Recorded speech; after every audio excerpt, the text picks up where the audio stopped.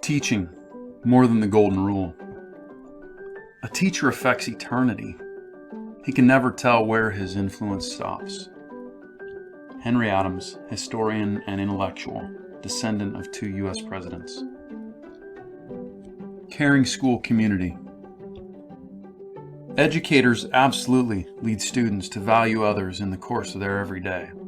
However, this isn't usually the first lens, but a byproduct of curriculum and context. As educators, our lesson plans and practices and mission statements, even our graduation standards, would look different if we saw them primarily as a means of developing and measuring our students' character, where academic or athletic skills training were frameworks to facilitate that character development.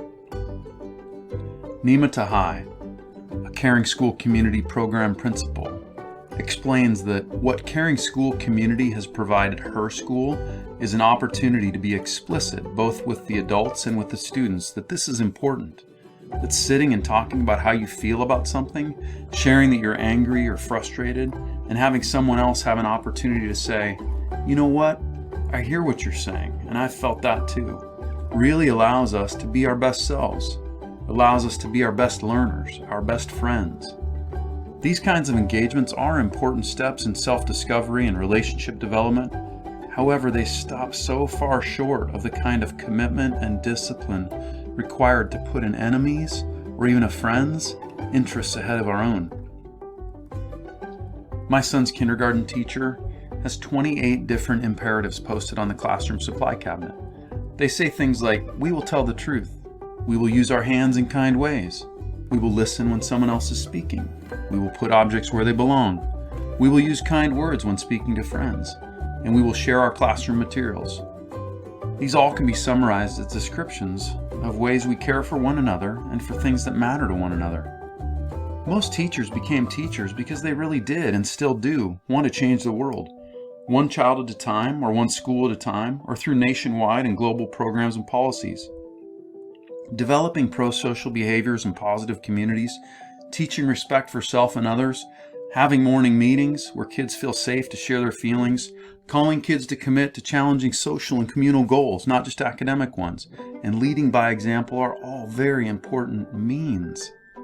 The end, however, is my son acknowledging his own sense of loss, but in an instant or soon after it, choosing to advance his classmates' interests, deciding to share his favorite toy monster truck anyway.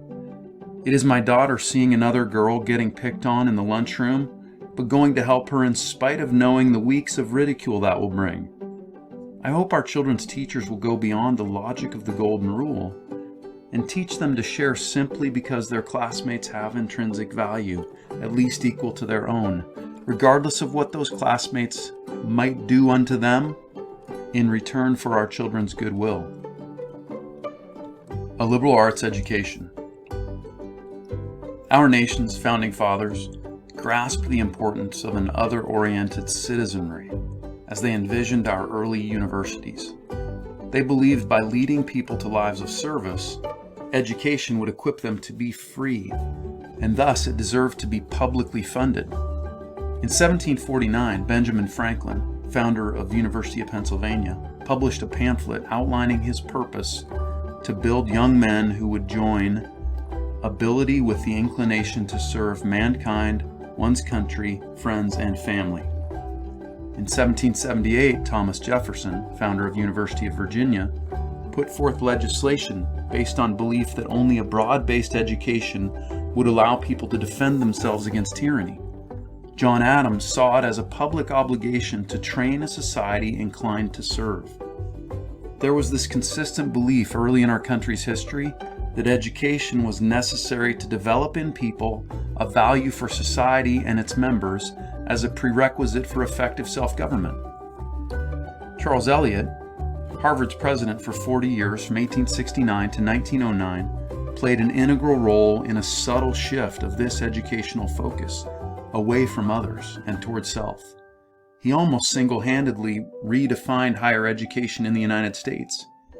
In an 1885 speech, Eliot outlined the case for our modern-day elective system that he had pioneered at Harvard. At 18, The American boy has passed the age when a compulsory external discipline is useful. A well-instructed youth of 18 can select for himself a better course of study than any college faculty or any wise man can possibly select for him. In Fareed Zakaria's recent book, In Defense of a Liberal Education, he describes Eliot as a devotee of Ralph Waldo Emerson's theories about self-reliance.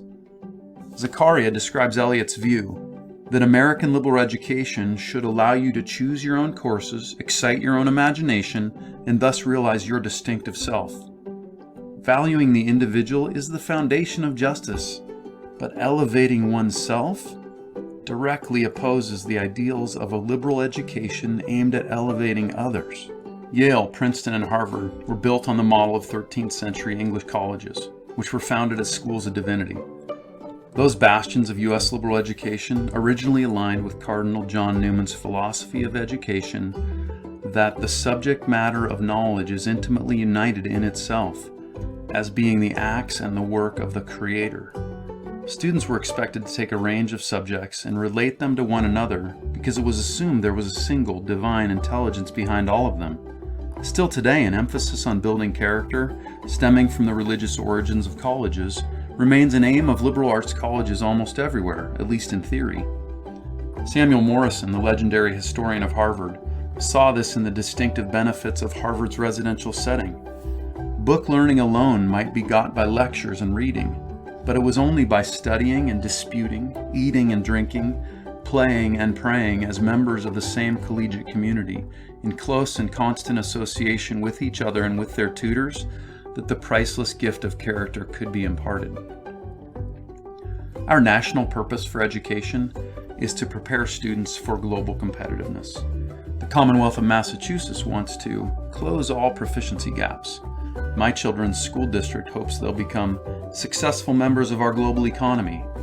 Teach for America aims to create educational equality in America and around the world. Responsive classroom teachers nurture a sense of belonging, significance, and emotional safety so that students feel comfortable taking risks and working with a variety of peers. Harvard College hopes students begin to fashion their lives, what they want to do with their gifts and talents, what their values and interests are, and how they can best serve the world, a personal transformation. These are all tragically insufficient visions. Knowledge is a proxy for power.